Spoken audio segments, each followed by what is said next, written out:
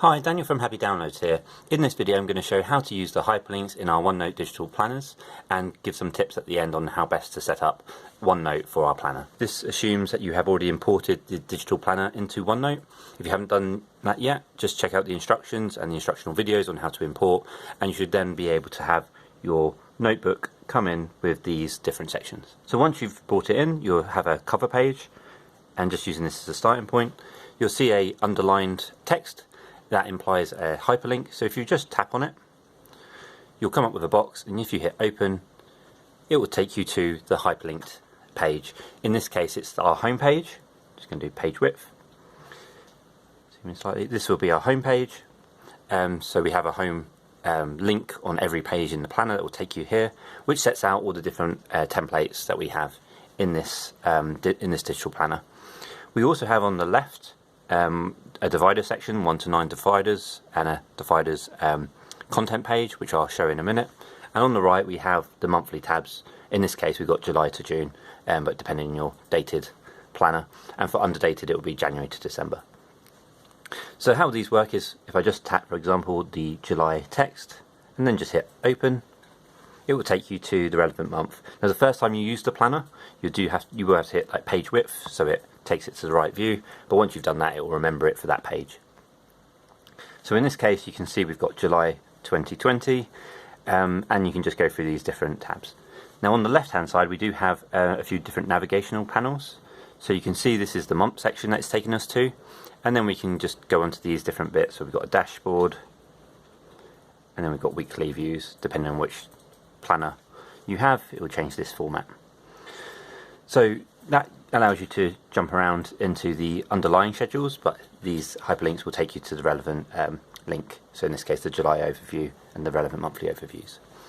So for the dividers, if you just hit this dividers link here and just hit open, it will take you to effectively an index page where you can come up with a name for each of these 9 different sections. So the first one might be, for example, your goals, and what you can then do is use the templates and insert them within this section, so you can easily jump to section 1 and then be able to see relevant templates. So if I just give an example of that, I'm just going to go to home, and then just going to say we'll do a goals page. So just hit open. And what I'm now going to do is copy that page. So if I long press on this, hit this button, copy, and we want that to go to the divider section. Just go back, go to the divider section, and now I can just drag this up into section 1. You can indent it if you'd like to, just so it's a bit clearer, and then hit done. So what you can do with this now is anywhere in the planner, let's suppose I'm in March, if I want to go to the section 1 and see my goals, all I have to do is tap the 1 text, hit open, page width, and you can see on the left here we have the goals page. So this divider just allows you to break out the different divider sections. If you do want to rename it, you can just go to, for example, here and just change it, put that in, and if you just wanted to say goals,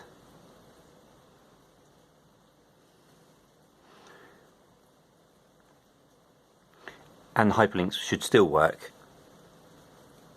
If I, for example, anywhere in the planner, if I hit this one and I hit open, it will still take you to this section. So you can just rename the titles, and you have that divider section as a contents page too.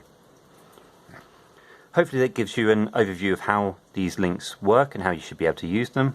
What I want to move on now is just to how you should set up this OneNote for this planner, because there's certain aspects that will make it a bit better.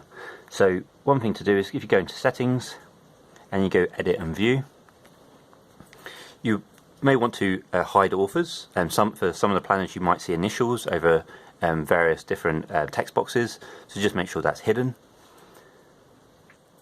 And the other bit is if you go to navigation, show page previews, if you turn it on, you'll get a lot of this message, this text here being the hyperlinks. You just want to hide that so it's off, so it's a bit cleaner. The other bits to note are, if you have this hide selection list, if you turn it off, you'll be able to see the selections, so you can jump to the stickers, to the covers. But if you turn it on, you don't see those sections, you just see the actual pages for the section that you're in. One other thing you can do is do full screen and then do page width, and you just get a bit more space to be able to, and you can zoom in further if you need to, or zoom out, but you're able to then have a bit more space to write on your planner, so if you're going to use a certain page for a bit more time. The last bit I wanted to mention is about how to create a link for your your own hyperlink. So what you can do is, number one, I'm just going to make sure the text is set right. So I think I will want to increase that. So if I just go to text mode, I tap in, I'm going to go to home, I'm going to increase this to quite a large number. Now if you hit 2 brackets and then you put in, let's just say, new goals, you can see it's automatically changed, and you can see it's a dotted line underneath, and the reason for that is what it would have done is created a new page automatically, and this will jump straight to there. So if we tap this and hit open, it goes straight to that page. So it's a nice way of being able to create a page that's linked to text. If you found this video useful, please like and subscribe, and leave a comment if you've got any questions, and we'll try to come back to you. Thanks very much.